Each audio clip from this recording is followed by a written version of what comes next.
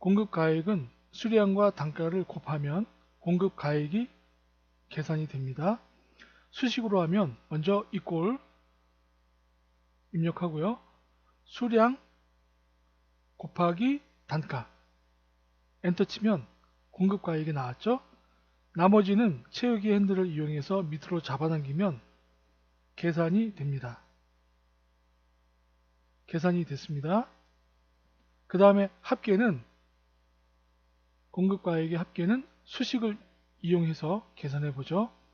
수식에서 자동합계에서 합계 하면 범위 지정이 됩니다. 자동으로 엔터 치면 합계가 산출이 됩니다. 그 다음 세액 부가세죠. 이건 10%인데요. 공급가액 10% 이꼴 공급가액 곱하기 10%니까 0.1로 하겠습니다. 엔터 치면 세액이 나왔습니다. 나머지도 채우기 핸들을 이용해서 잡아당기면 산출이 됩니다. 그 다음 합계는 굳이 따로 계산할 필요 없이 먼저 계산했던 옆에 있는 수식이 있죠. 이것을 잡아당겨서 복사해 넣으면 됩니다. 그러면 세액 합계가 자동으로 산출이 됐습니다. 총액은 이 두 합을 더하면 되겠죠.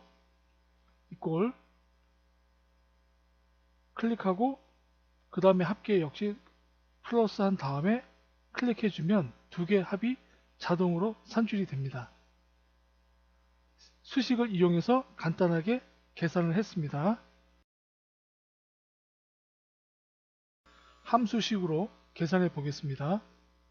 먼저 공급가액 수량과 단가를 곱하면 되니까요. 곱하기 함수는 함수 마법사에서 프로덕트 곱셈 함수를 이용합니다. 곱셈 함수 확인 범위를 지정해 주면 됩니다. 프로덕트 그 다음 확인 계산이 산출되었고요. 나머지는 채우기 핸들을 이용해서 밑으로 잡아당깁니다. 그럼 공급가액이 산출이 됐고요. 합계 역시 함수 마법사에서 sum 함수 불러옵니다. sum 함수 불러온 다음에 범위를 지정해 줍니다. 공급가액을 모두 범위 지정해 주고 확인 눌러주면 합계 금액이 산출이 됩니다.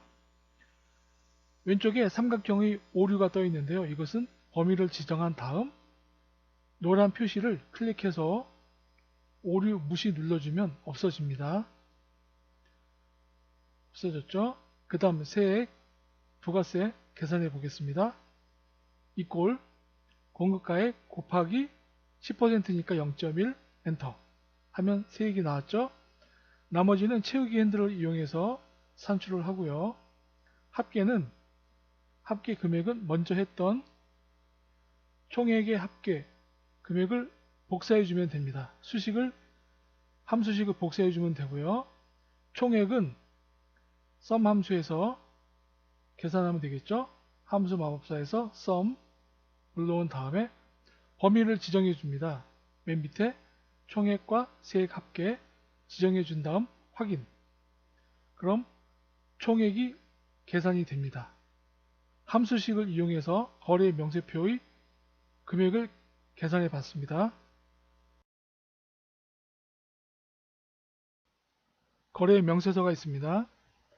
거래처를 보면 여러 곳의 거래처가 있는데요. 두 군데만 시트를 만들어 보겠습니다. 똑같은 형식을 만들기 위해서 시트를 두 개만 먼저 복사합니다. 오른쪽 눌러서 이동 복사 그리고 복사본 만들기 확인 또 하나 만듭니다.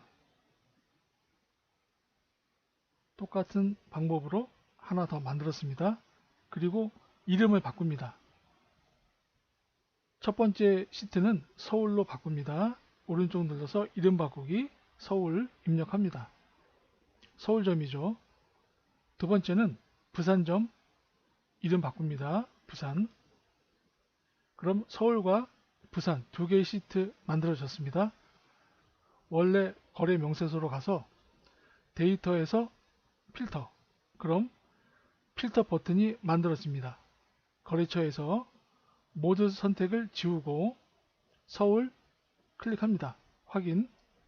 서울점만 나왔습니다. 모두 지정합니다. 복사합니다. 서울 시트로 가서 내용을 모두 지정한 다음 컨트롤 V로 붙여넣기 합니다. 필요 없는 나머지 부분 지정합니다. 열을 지정한 다음 오른쪽 눌러서 삭제합니다. 서울점이 만들어졌는데요. 여기서 거래처는 중복이 되니까 거래처 열 삭제합니다. 서울점 만들어졌고요. 똑같은 방법으로 부산점 만들어 보겠습니다.